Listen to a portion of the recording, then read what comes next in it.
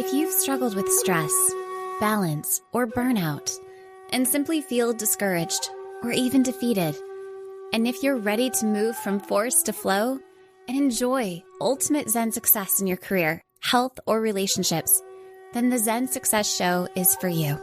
Your host, Carissa Sims, is an entrepreneur, corporate consultant, best-selling author, meditation teacher, and healer who has found her own Zen success. Here's your host, Carissa Sims.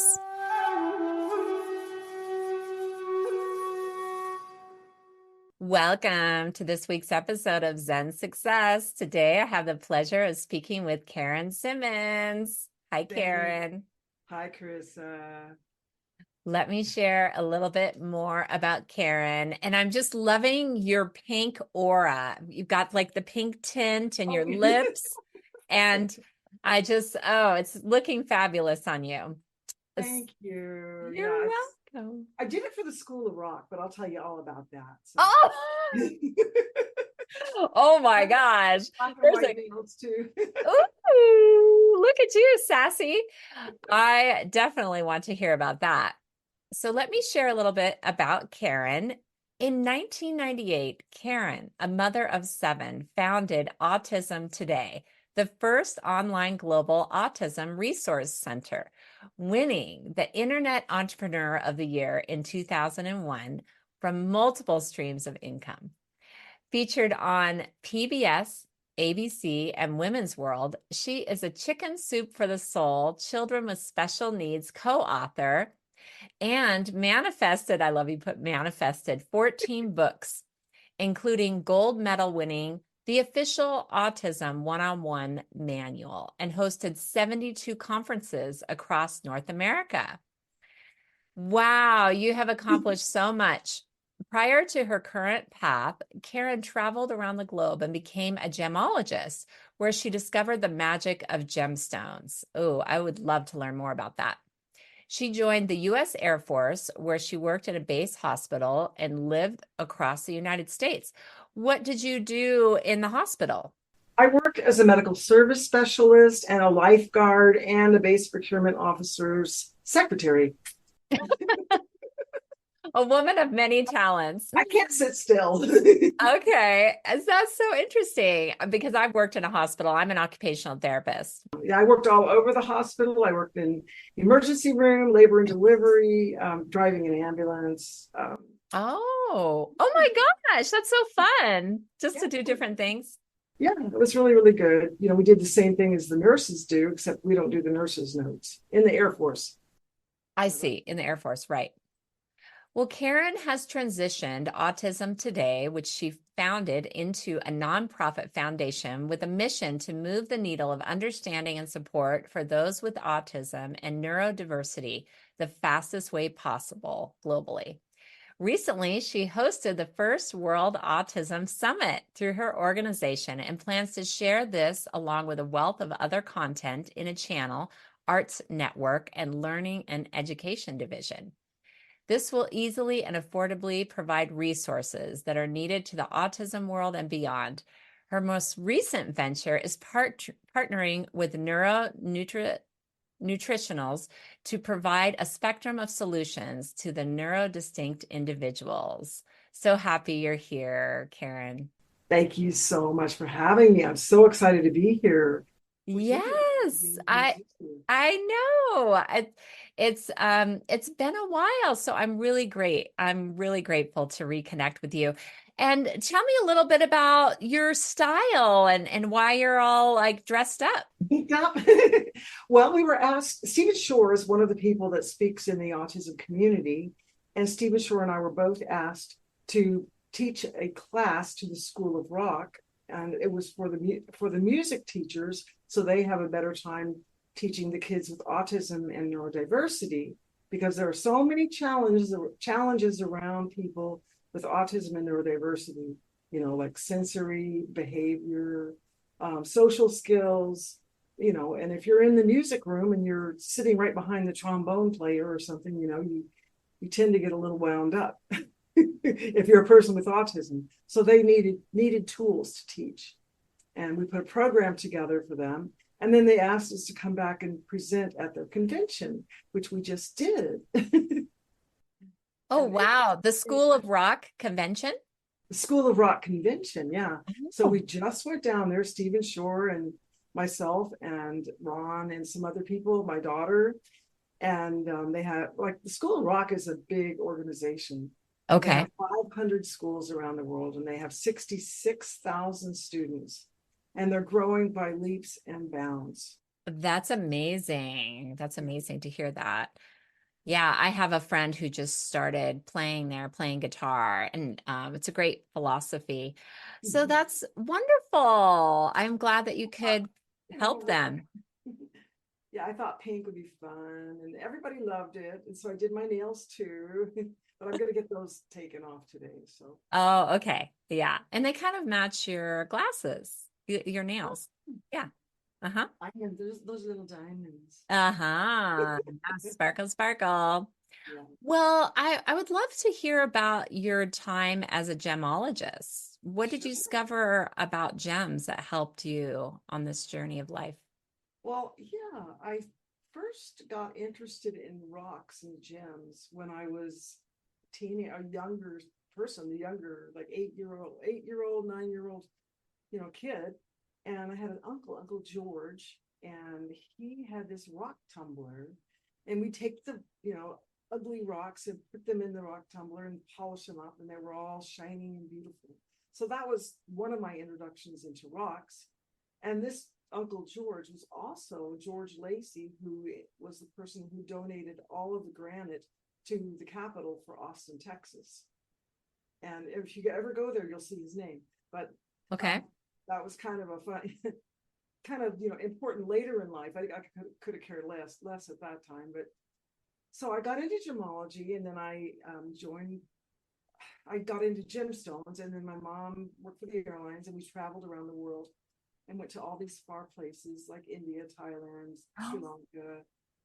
And I got, because she worked for the airlines, you can travel for either nothing or 10%, or your parents pay or whatever. So Yeah.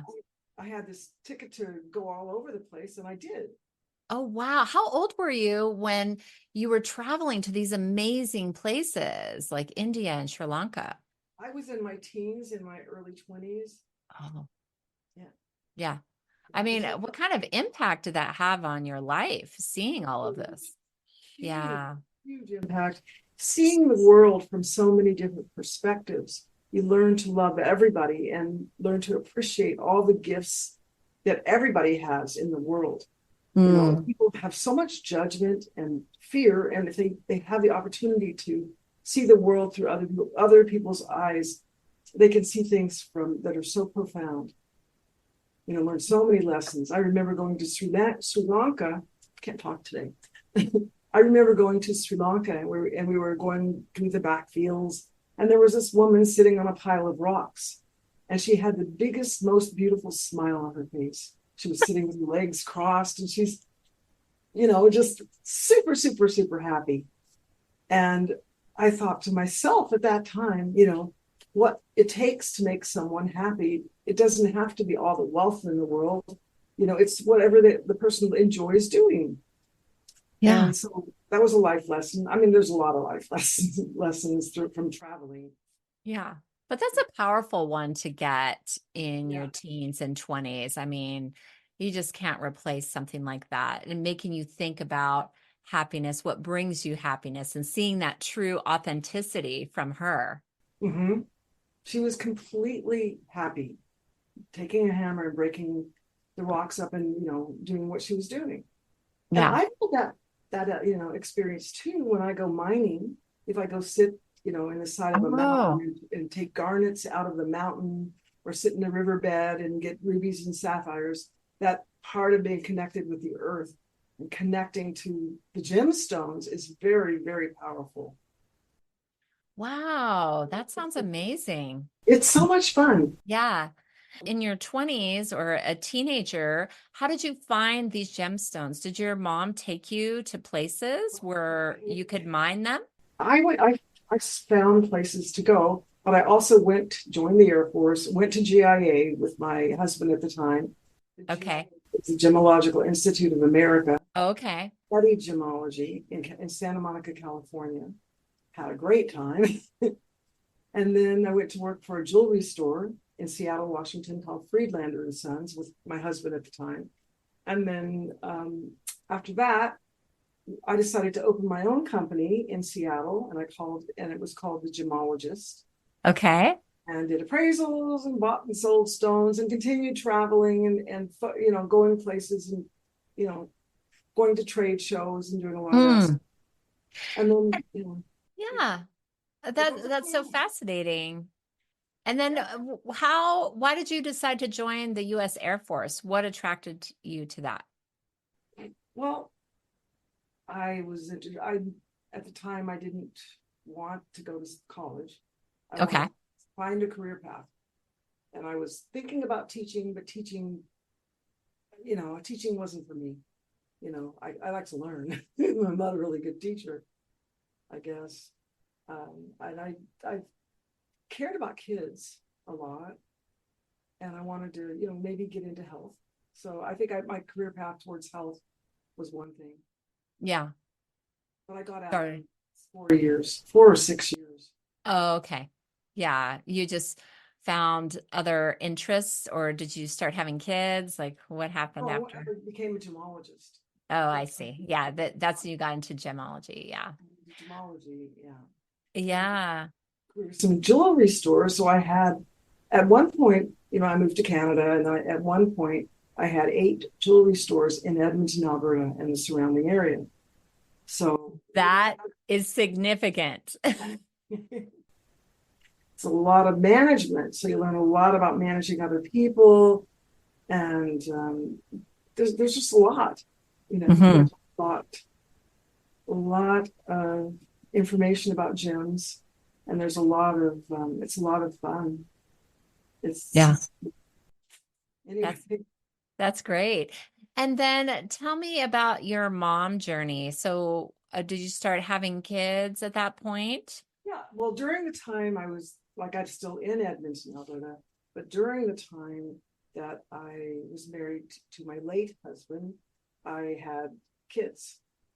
And that was started, well, I could backtrack. I had one child at an earlier point in life, but that was a different episode. That's a different journey. 6 kids in a period of 9 years while I was managing the jewelry stores. Oh, wow. That's with your late husband. Yeah. And so we had the jewelry stores, and we both ran the jewelry stores. I was doing appraisals. I was going into the stores. We were, working the stores for a long time. Yeah. And did one of your kids, were they diagnosed as neurodiverse? Yes. So then we got onto the autism path. So Jonathan was diagnosed with autism at 2.5. Okay. And that's what got me to write my first book, Little Rain Man, Autism Through the Eyes of a Child. And I've been on that path ever since. I'm still on the gemology path, but I have 2 paths. Yeah. Yeah. That's amazing. And so you just started to develop a passion for educating others about autism because of your son? I didn't want anybody to have to go through the experience of trying to find out all the resources there were. When I wrote my first book, there were 34 other books on the market. And now there's thousands of books all over the place and all kinds of resources. But still, people don't know what autism is, and they don't know what to do about it, and they don't know how to navigate that path. And they didn't think about all the areas to explore, all the way from early childhood to later lifetime, right? To growing up, going to college, getting a job, living on your own, all these different things, and all the impact that has on the families that surround kids with autism and the world in general. So that's where I am now. I'm working on that. That's wonderful. And how was it being a mom and an entrepreneur? Did you have a lot of help? Did you have family or nannies? Yeah, I had nannies. I did have nannies. That was good. I actually, every time I touch something, I want to start a business, which isn't always a good thing. But I got into the importing, bringing people over from the Philippines. Oh, okay. I set up a company to bring Filipino nannies over to Canada to work, for other people. Oh, that's wonderful. I love the Filipino culture. I've been there. Yeah. So, yeah. So that's amazing that you had that help. And then it also inspired you to start another business, the entrepreneur, you. And then tell me about the starting of your magazine, Autism Today. Okay, Autism Today is an online information and resource center. So it's really more of an online information center with conferences and we never turned it into a hardcover magazine. Physical. Well, that's probably more cost effective. Yeah. It is. Yeah. So maybe that would be a more accurate statement to say, an online resource. That makes sense. Online resource. And so what it is we do conferences, we do webinars. Right now we're doing workshops and webinars and, aligning the products and services that people need when they have autism or when they have a child with autism. They're trying to bring them into one area where people can find them because they're scattered all over the map and people don't know what to do. People spend way too much money on things that are a long shot. I know I have. I've gone out and I wanted to do whatever I could for my son. Yeah. Whatever type of intervention I could possibly have with him to help his life, that was what I was going to do. And a lot of people mortgage their houses. Oh, wow. Everything that they have to help their child. I mean, it's your child. Yeah. You have children, right? I do. I have a 9 and 12-year-old. Yeah. So, I mean, you do anything and everything you can for your kids. Yes. It's so true. Yeah. And then it's so amazing that you ended up writing for the Jack Canfield book series, Chicken Soup for the Soul, with special needs. How did that come about? Well, I was taking the multiple streams of income, and that was in California. Okay. I think it was Robert Allen and Mark Victor Hansen. Yeah, I remember that. I went to one of the course free seminars promoting it, but I never signed up for it. But I remember that the title and Robert Allen and Mark Victor Hansen. It was in Orange County. Yeah. When I went, yeah. And I signed up. And so I went and I took the course and went through that. And I talked to Mark and I said, it's a big, big need to tell the stories of the families. They really do have a need to tell the types of things that they experience, the good things, the bad things, the everything things,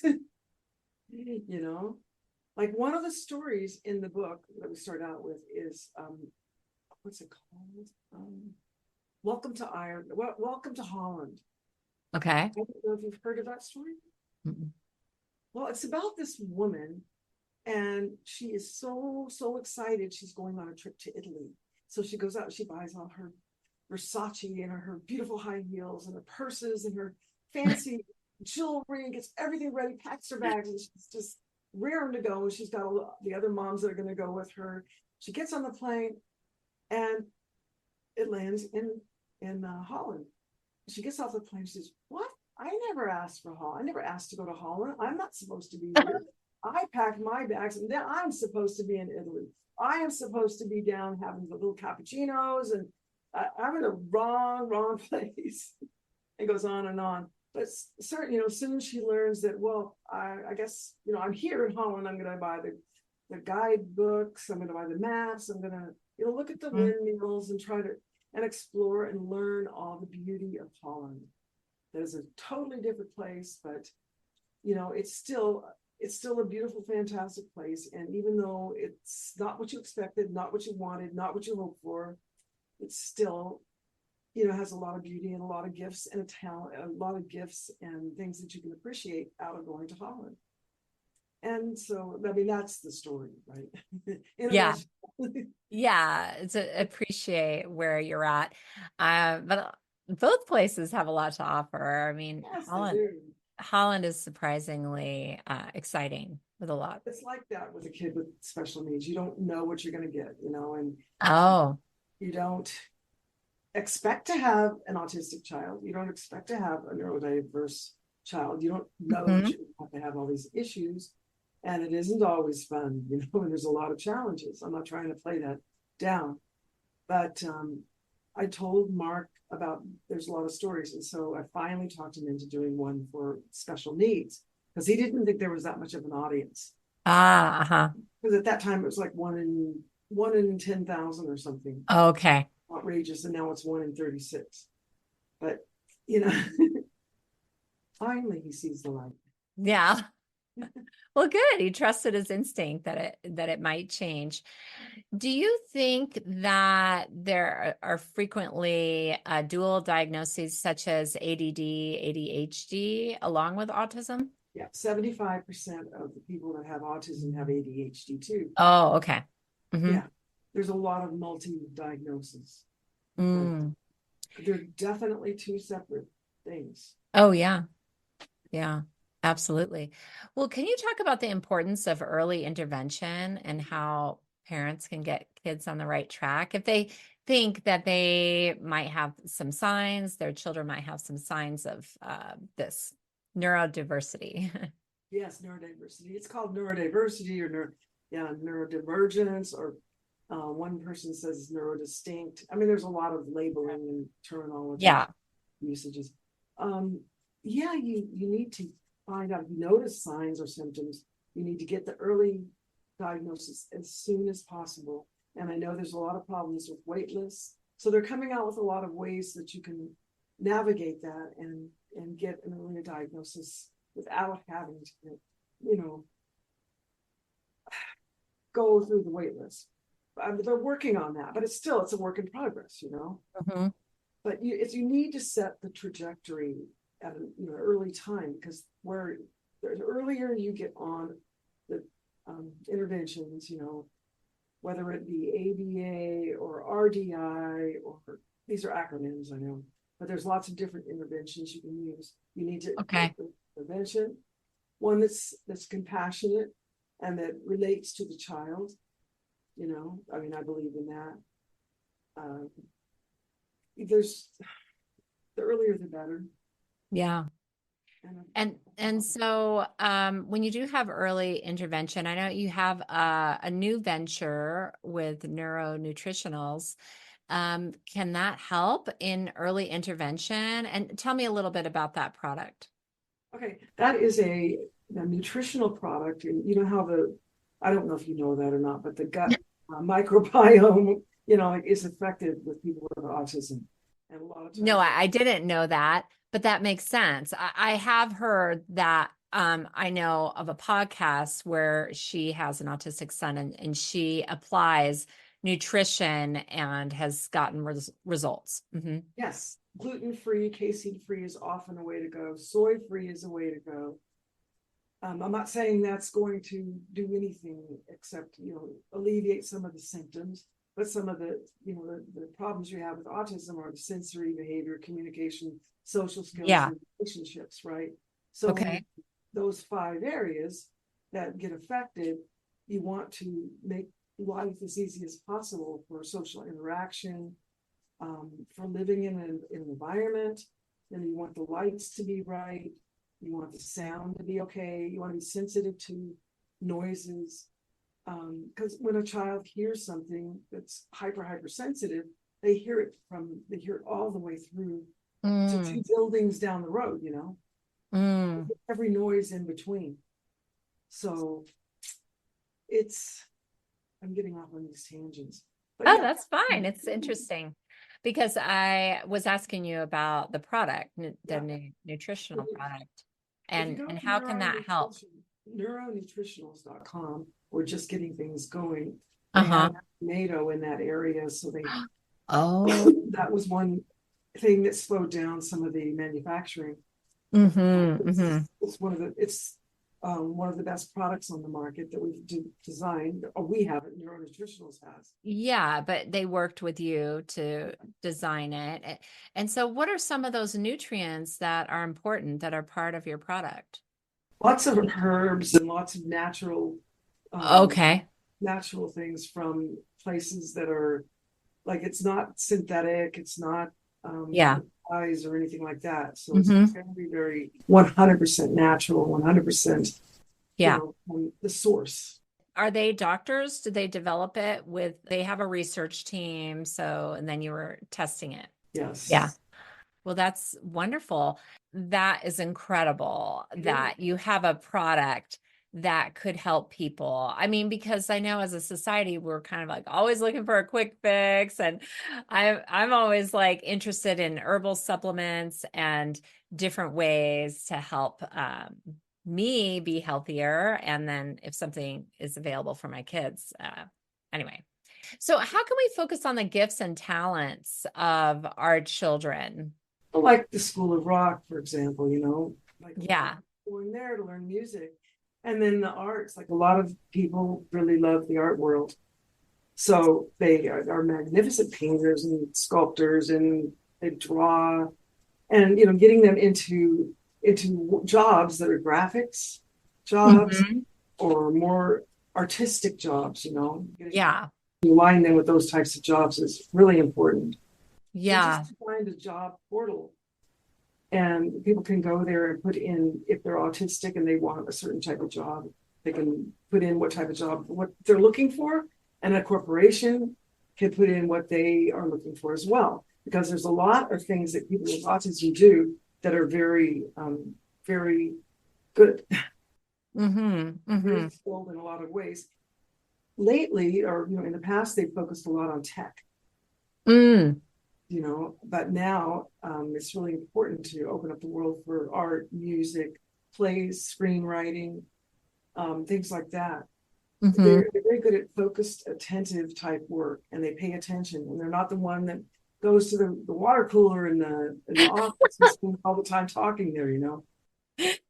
Yeah. They're very focused, but they are Yeah. very focused. So, Incredibly focused. That's interesting. I had somebody on my show, Dr. Angela, and she is diagnosed with autism, and she's a very successful entrepreneur. And she helps other people write their books. And she's written her own books too.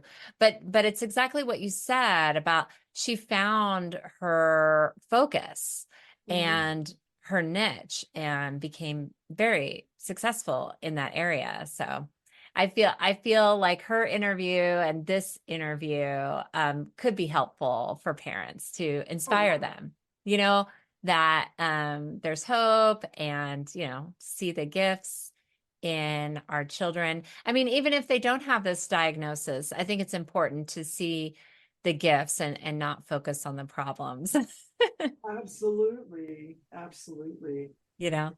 Too many Uh, people focus just on the negative, especially yeah. in the world the way it is right now with the news and all the Mm. people need to focus on the positive. Yes. So tell me about the venture that you're doing now with this TV station. With the TV station? Yeah, did you say that you're having in you're developing content in a channel, the Oh Arts yeah. Network? Yeah, Yeah. we're not doing the TV station. We put it up on Telus. Telus is the local television station here. Okay, great. But we're making our own channel, and we're putting a lot of information from all types of experts and people that are in the field.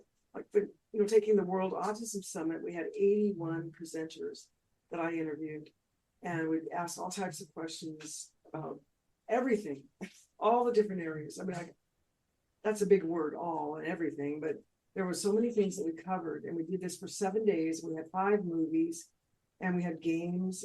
We had interactive games and everything. It was amazing. I'd like to do it again, but it's too much work. Yeah. And what are your kids up to now? My daughter is moving to New Jersey. Oh, Mhm. are my autistic kids or my other kids? Any of your kids, yeah. My daughter's moving to New Jersey. She has 2 kids with her husband. and she has a company. She just changed the name of it, but she makes these little children's books and Oh, wonderful. cooking, like little cookie books and stuff like that. Oh, that's great. That's great. She just changed the name. Oh, Oh, it and was Blue something, and then she changed the name of it. yeah. And Jonathan, is your son diagnosed with autism? Autism, yeah. Mm-hmm. And what's he up to? Well, he was doing some of the editing for the movies. Oh, great. He's helping. Trying to help out with that. But he really wants to find a job on his own. Okay. He doesn't want mommy's help, And maybe That's a good spirit. That's a good spirit. Sometimes it's like, do we empower or do we enable? It's like a dance as a mom. It is a dance. Yeah. You have to do a little bit of both. Mm-hmm. Yeah, so true. But he's still learning amazing skills as an editor. That's a great job. Oh my gosh, there's definitely not enough editors in the world of movies and everything. They're always looking for that skill set. Yes. So I think that's amazing. And so just looking back on your life, what do you think attracts all the success that has come to you? What's attracted all the success? I think keeping a positive attitude. Yeah. If you keep a positive attitude, then you'll attract success and you'll attract positive things. I mean, I've had a lot of negative things in my life, but if I keep thinking about those, then I'll get more of those. Yeah. So you keep positive moving forward. Yeah, I try to focus on something that's positive and try to do something that's energizing and exciting rather than moping and worrying. Yeah, of course, I have my moments doing that too. Like I have to have a hip surgery May 29th, so I'm a little stressed about that. But when I get stressed about things like that or start worrying about it, then I switch gears and change my focus. Yeah, that's a good strategy. Do you have any tips for parents out there that might have a neurodiverse child and raising them? I have a lot of tips. You have 27 million tips. How about you can narrow it down to 5, maybe? Yeah, always empower them. Okay. Them follow their lead. Okay. Don't always try to force them in a cubicle or make them do what you want them to do. Try to find out what they want to do and encourage them to follow their own path. Right? Yeah. Yeah, that's amazing. Think about the future. Think about where you are now, but think about the future as well. And don't be afraid of the future. Try to plan for the future to a certain degree, And don't feel like if you think your son or your daughter is going to be next, Albert Einstein or something, maybe take a breath and let that go. Well, it could be, but try to focus on things that they're, like don't have really sky high expectations. You can have expectations, but don't, like if nothing is beyond fantastic, it's like people set themselves up to fail, or they set themselves up to not look at things that the child would want to do in their regular life, if that makes sense. Yeah. And how can a parent be proactive? How can a parent be proactive? Be proactive with their child and in preventing things, like maybe if they have like sensory issues, like you might want to play different music. That's what I mean, like being proactive in sensory arena. Right, that's one arena. Be understanding of what autism is. Try to get your head around what is autism. What does it mean when a child has autism? It usually affects sensory and it usually affects communication. So those two things right there manifest into other problems and situations. like when you can't hear, or if the room's too loud, you can't concentrate, so you can't communicate. It all in relationships, so if you focus on those two things, it's not so overwhelming. Look at the senses and look at the communication challenges. Your child is trying to communicate with you. Maybe he's trying to communicate in a different way. Maybe it's not through words. Maybe it's through, motions. Maybe it's through things that he's looking at or where his attention is going. If you're aware that those two areas are really very important to pay attention to. Yeah, that makes sense. And maybe the light isn't too bright. Maybe it's making a sound. Yeah. Yeah. So since the name of my show is Zen Success, what is Zen Success to you? Zen success to me would be a happy, vibrant place where people celebrate in their own success and manifest success. That's what it is to me. I love it. Well, it's been such a pleasure having you on my show and hearing about your journey, your incredible journey, gemology, U.S. Air Force, autism, and now how you're helping so many people around the world. I'll put your website and how to connect with you in the show notes. So thanks for joining me on the Zen Success Show, Karen. Thank you too, Carissa. I really, really enjoyed it. And I will send you the neuronutritional information in a nice, handy little packet. Wonderful. Okay, have a blessed day. Okay, you too. Thank you so much.